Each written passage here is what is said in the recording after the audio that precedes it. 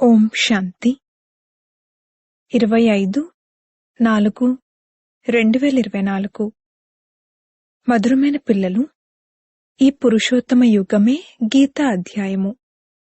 ఇందులోనే మీరు పురుషార్థం చేసి ఉత్తమ పురుషులుగా అనగా దేవతలుగా అవ్వాలి.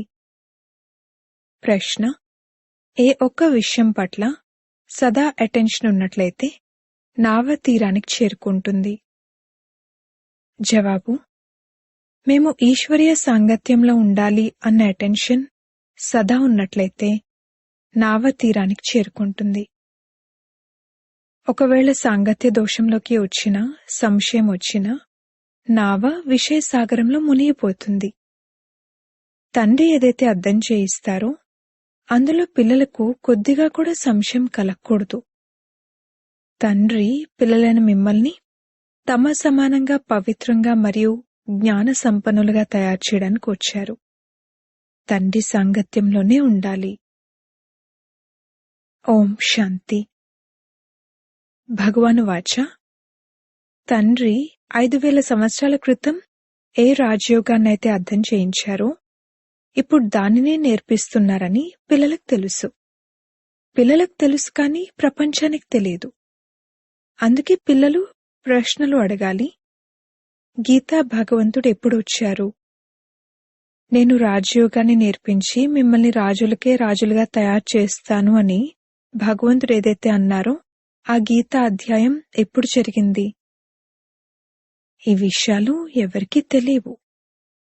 మీరిప్పుడు ప్రాక్టికల్గా వింటున్నారు.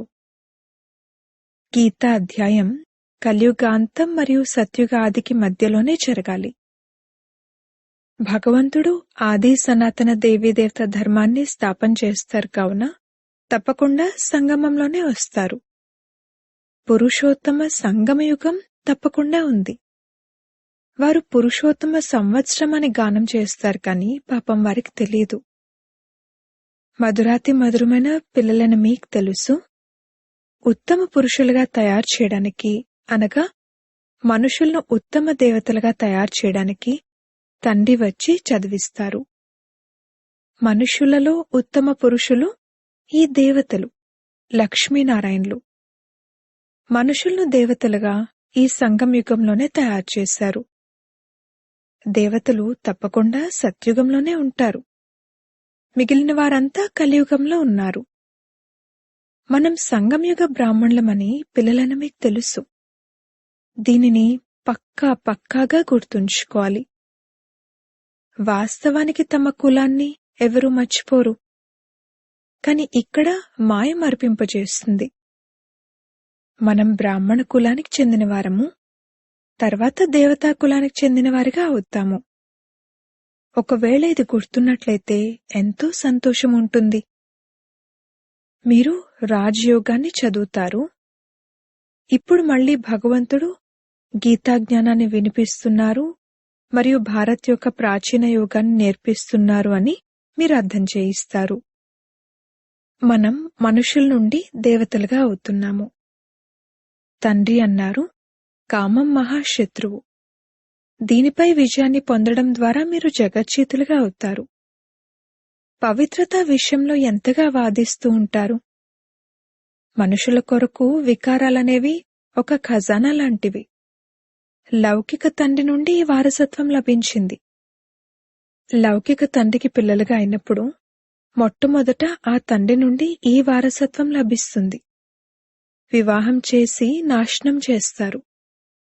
కాని అనంతమైన తండ్రి కామం మహాశత్రు అని అంటున్నప్పుడు మరి తప్పకుండా కామాన్ని జయించడం ద్వారానే జగజ్జీతులుగా అవుతారు. తండ్రి తప్పకుండా సంగమంలోనే వచ్చి ఉంటారు. మహాభారత యుద్ధం కూడా ఉంది. మనం కూడా ఇక్కడ తప్పకుండా ఉన్నాము. అందరూ వెంటనే కామంపై విజయాన్ని పొందుతారని కూడా కాదు. ప్రతి విషయంలోనూ సమయం పడుతుంది. బాబా, మేము విషయ వైతరణి నదిలో పడిపోయాము అన్న ఈ ముఖ్యమైన విషయాన్ని పిల్లలు రాస్తారు. మరి తప్పకుండా ఏదో నియమం ఉంది కదా. కామాన్ని జయించడం ద్వారా మీరు జగజ్జీతులుగా అవుతారు అని తండ్రి ఆజ్ఞ ఉంది. జగజ్జీతులుగా అయి మళ్లీ వికారాల్లోకి వెళ్తారని కాదు. జగజ్జీతులు ఈ లక్ష్మీనారాయణలే. వీరిని సంపూర్ణ నిర్వికారులు అనంటారు. దేవతలను అందరూ నిర్వికారులు అనంటారు. దానిని మీరు రామరాజ్యం అంటారు. అది నిర్వికారి ప్రపంచం. ఇది వికారీ ప్రపంచం, అపవిత్ర గృహస్థ ఆశ్రమం. మీరు పవిత్ర గృహస్థ ఆశ్రమానికి చెందినవారిగా ఉండేవారని, ఇప్పుడు 84 జన్మలను తీసుకుంటూ అపవిత్రులుగా అయ్యారని బాబా అర్థం చేయించారు. ఇది 84 జన్మల కథే. కొత్త ప్రపంచం తప్పకుండా ఈ విధంగా నిర్వికారిగా ఉండాలి. పవిత్రతా సాగరుడైన భగవంతుడే స్థాపన చేస్తారు. తర్వాత రావణరాజ్యం కూడా తప్పకుండా రానున్నది. రామరాజ్యం మరియు రావణరాజ్యం అన్న పేర్లే ఉన్నాయి. రావణరాజ్యం అనగా ఆసురీ రాజ్యం. ఇప్పుడు మీరు ఆసురీ రాజ్యంలో కూర్చున్నారు. ఈ లక్ష్మీనారాయణలు దైవీ రాజ్యానికి గుర్తు. పిల్లలైన మీరు ప్రభాత యాత్రలు మొదలైనవి నిర్వహిస్తారు. ప్రభాతం అని ఉదయాన్ని అంటారు. ఆ సమయంలో మనుషులు నిద్రిస్తూ ఉంటారు కావున వాటిని ఆలస్యంగా నిర్వహిస్తారు. ప్రదర్శని కూడా ఎప్పుడైతే దగ్గరలో సెంటర్ ఉంటుందో అప్పుడు బావుంటుంది. అక్కడికొచ్చి కామం మహాశత్రు అని, దానిపై విజయాన్ని పొందడం ద్వారా జగజ్జీతులుగా అవుతారని అర్థం చేసుకుంటారు. లక్ష్మీనారాయణల ట్రాన్స్లేట్ చిత్రం కూడా తప్పకుండా మీతో పాటు ఉండాలి. దాన్నెప్పుడు మర్చిపోకూడదు. ఒకటేమో ఈ చిత్రం, రెండవది మెట్ల చిత్రం. ట్రక్కులో ఏ విధంగా దేవతలను తీసుకువెళ్తారో అలా మీరు ఈ 2-3 ట్రక్కులను అలంకరించి అందులో ఈ ముఖ్యమైన చిత్రాలను తీసుకువెళ్తే మంచిగా అనిపిస్తుంది. రోజురోజుకు చిత్రాల వృద్ధి కూడా జరుగుతూ ఉంటుంది. మీ జ్ఞానము వృద్ధి చెందుతూ ఉంటుంది. పిల్లల వృద్ధి కూడా జరుగుతూ ఉంటుంది. అందులో పేదవారు, షావుకార్లు అందరూ వచ్చేస్తారు. శివబాబా బండారా నిండుతూ ఉంటుంది. ఎవరైతే బండారాను నింపుతారో వారికి అక్కడ రిటర్న్లో ఎన్నో రెట్లుగా లభిస్తూ ఉంటుంది.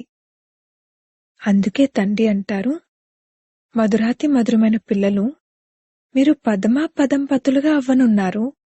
అది కూడా 21 జన్మల కొరకు అవుతారు. మీరు 21 తరాల కొరకు జగత్తుకు యజమానులుగా అవుతారు అని బాబా స్వయంగా అంటున్నారు. నేను స్వయం డైరెక్ట్గా వచ్చాను. మీ కొరకు అరచేతిలో వైకుంఠాన్ని తీసుకొచ్చాను. ఏ విధంగా కొడుకు పుట్టినప్పుడు తండ్రి వారసత్వం అతని అరచేతిలోనే ఉంటుంది. ఈ ఇల్లు, వాకిళ్ళు మొదలైనవన్నీ నీవేనని ఆ లౌకిక తండ్రి అంటారు. అనంతమైన తండ్రి కూడా అంటున్నారు, మీరు నావారిగా అవుతారు కావున స్వర్గరాజ్యాధికారం 21 తరాల కొరకు మీకు లభిస్తుంది. ఎందుకంటే మీరు కాలుడిపై విజయాన్ని పొందుతారు. అందుకే తండ్రిని మహాకాలుడు అనంటారు. మహాకాలుడు అనగా హతమార్చేవారు అనేమీ కాదు. వారి మహిమను చేయడం జరుగుతుంది. భగవంతుడు యమదూతలను పంపించి పిలిపించుకున్నారు అని భావిస్తారు కానీ అటువంటి విషయమేదీ లేదు. ఇవన్నీ భక్తి మార్గపు విషయాలు. నేను కాలుడికే కాలుడిని అని తండ్రి అంటారు. కొండలలో ఉండేవారు మహాకాలుణ్ణి కూడా ఎంతగానో విశ్వసిస్తారు. మహాకాలుడి మందిరాలు కూడా ఉన్నాయి. అక్కడిలా జెండాలు పెడతారు. తండ్రి కూర్చుని పిల్లలకు అర్థం చేయిస్తారు. ఇది రైట్ విషయం అని మీరు అర్థం చేసుకుంటారు కూడా. తండ్రిని స్మృతి చేయడం ద్వారానే జన్మజన్మాంతరాల వికర్మలు భస్మమవుతాయి కావున ఆ విషయాన్ని ప్రచారం చేయాలి. కుంభమేళాలు మొదలైనవి ఎన్నో జరుగుతాయి. స్నానాలు చేసే విషయానికి కూడా ఎంతో మహత్వం తెలియజేశారు. ఇప్పుడు పిల్లలైన మీకు ఈ జ్ఞానామృతం 5000 సంవత్సరాల తర్వాత లభిస్తుంది. వాస్తవానికి దీని పేరు అమృతం కాదు, ఇది చదువు. ఇవన్నీ భక్తి మార్గపు పేర్లు. అమృతం అన్న పేరును విని చిత్రాలలో నీరు చూపించారు. తండ్రి అంటారు, నేను మీకు రాజయోగాన్ని నేర్పిస్తాను. చదువు ద్వారానే ఉన్నతమైన పదవి లభిస్తుంది. అది కూడా నేనే చదివిస్తాను. భగవంతునికి అలంకరింపబడిన ఇటువంటి రూపమేమీ లేదు. ఇక్కడైతే తండ్రి వీరిలోకి వచ్చి చదివిస్తారు, చదివించి ఆత్మలను తమ సమానంగా తయారు చేస్తారు. లక్ష్మీనారాయణలు తమ సమానంగా తయారు చేయడానికి వారిక్కడైతే లేరు కదా. ఆత్మ చదువుతుంది, ఆత్మను తన సమానంగా బాబా జ్ఞాన సంపన్నంగా తయారు చేస్తారు. అంతేకాని భగవాన్ భగవతిగా తయారు చేస్తారని కాదు. వారు శ్రీకృష్ణుణ్ణి చూపించారు. అతనెలా చదివిస్తారు? సత్యుగంలో పతితులేమైనా ఉంటారా?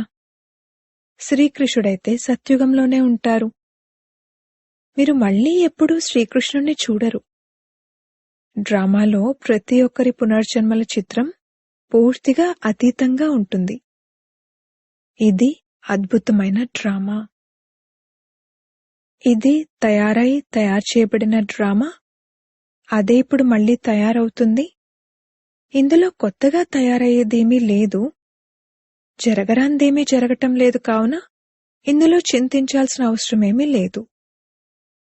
తండ్రి కూడా అంటారు, అచ్చంగా ఇవే పోలికలతో, ఇవే వస్త్రాలతో కల్పకల్పము మీరే చదువుకుంటూ ఉంటారు. ఇది అచ్చంగా అదే విధంగా రిపీట్ అవుతుంది కదా. ఆత్మ ఒక శరీరాన్ని వదిలి కల్పకృతం ఏదైతే తీసుకుందో మళ్లీ అదే శరీరాన్ని తీసుకుంటుంది. డ్రామాలో ఎటువంటి తేడా రాదు. అవి హద్దులోని విషయాలు, ఇవి అనంతమైన విషయాలు. వీటిని అనంతమైన తండ్రి తప్ప ఇంకెవ్వరూ అర్థం చేయించలేరు. ఇందులో ఎటువంటి సంశయము రాకూడదు. నిశ్చయ బుద్ధి కలవారిగా అయి మళ్లీ ఏదో ఒక సంశయంలోకి వచ్చేస్తారు. సాంగత్యం అంటుకుంటుంది. ఈశ్వరీయ సాంగత్యంలో నడుస్తూ ఉన్నట్లయితే ఆవలి తీరాన్ని చేరుకుంటారు. సాంగత్యాన్ని వదిలినట్లయితే విషయసాగరంలో మునిగిపోతారు. ఒకవైపు క్షీరసాగరం ఉంది, ఇంకొక వైపు విషయసాగరం ఉంది. జ్ఞానామృతం అని కూడా అంటారు.